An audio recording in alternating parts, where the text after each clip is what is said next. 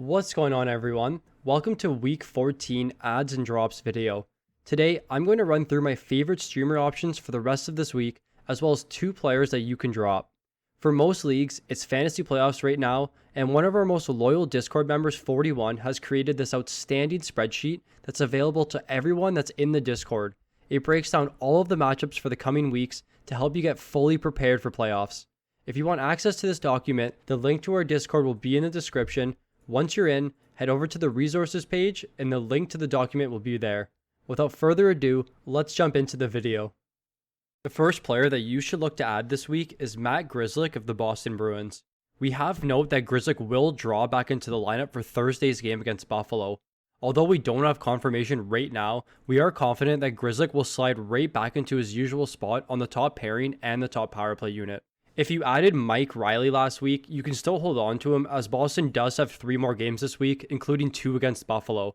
But going back to Grzelcyk, the 27-year-old has had an injury-plagued season so far, but he's been solid when he's in the lineup. In 26 games this season, Grzelcyk has recorded 3 goals, 13 points, 6 power play points, and a +4 rating. His shot volume this season is up quite a bit. He's sitting at 3.7 shot attempts per game, which is nearly a 20% increase from what we saw last year. Prior to his most recent injury, he was playing well over 20 minutes per night, and we don't expect this to change as Boston's blue line is still not fully healthy. Moving forward, Grzelcyk should help fantasy owners in the goal and assist department, as well as plus-minus and special team points. He's not much of a shot block or hits guy, so if those are your needs, you can look elsewhere. On ESPN, Grzelcyk's ownership's at just 28%, and on Yahoo, he's sitting at just 33%. Up next, we have Devan Dubnyk of the Colorado Avalanche.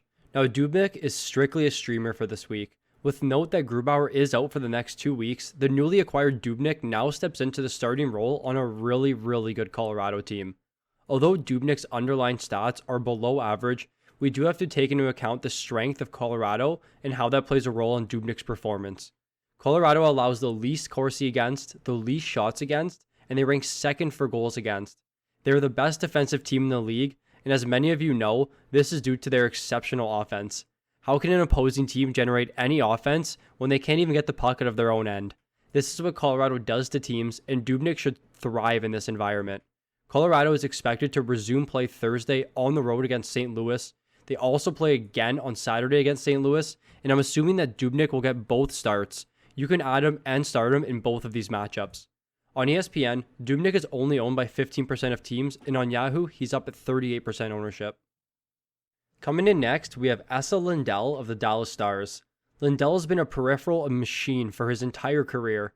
Not really known as an offensive-minded defenseman, Lindell is a workhorse for the Dallas D-Corps.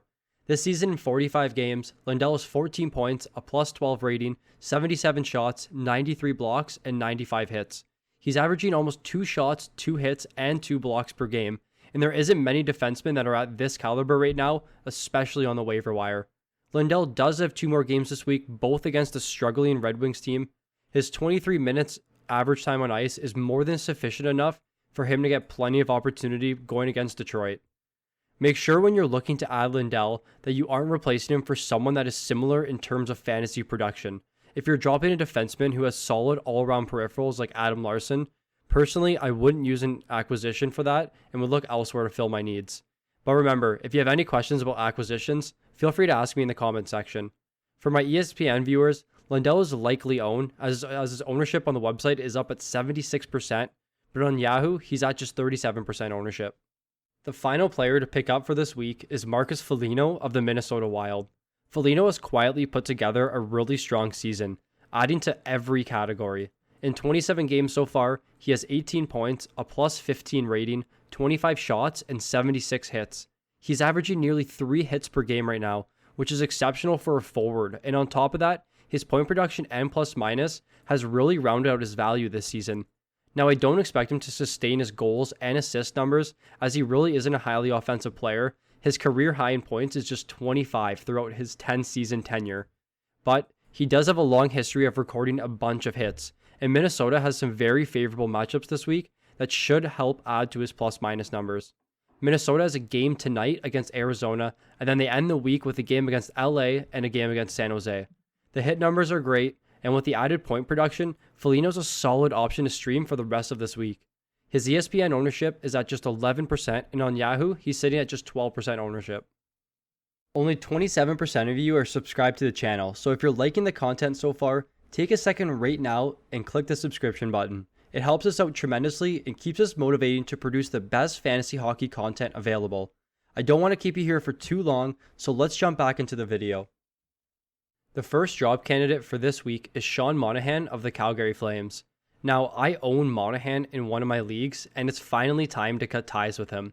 His production this season has been well below average, and as of recent, his minutes took a big dip.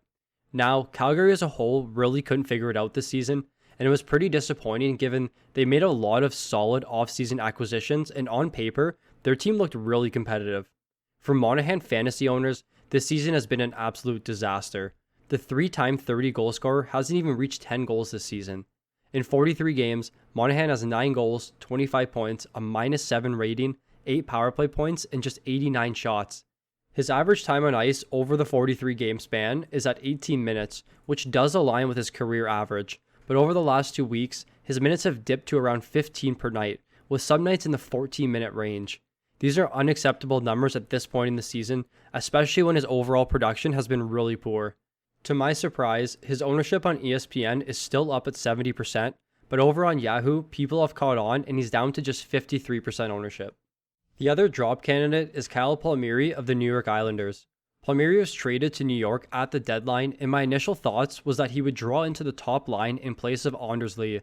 Logically, that would make the most sense, but the Islanders play an entirely different style of hockey than the rest of the league. Palmieri is now skating on the third line, who's actually been pretty solid, but his decline in minutes and power play opportunity is what scares me. Palmieri is off to a slow start this season, recording just 9 goals and 19 points in 41 games, and he's only tallied 97 shots. Since joining the Islanders, his minutes have dipped down to 15 per night, which is a pretty big decrease as he was playing close to 18 per night while on the Devils. Overall, Palmieri's fantasy value has dipped enough that he can be dropped in all formats. The 5-time 20-goal scorer may have some gas left in the tank, but we can't see his production going back to what it was while he's playing on the third line and on the second power play unit. On ESPN, Palmieri's ownership has dropped to 56%, and on Yahoo, he's down to just 45% ownership. That'll do it for our Week 14 must-add and must-drop video. If you enjoyed the video, please leave a like, and if you're new to the channel, please subscribe. If you haven't already, click the link in our description and join our Discord. The Fantasy Puck community is growing, and we want all of you to be part of it. Thank you for watching, and I look forward to seeing you all in the next one.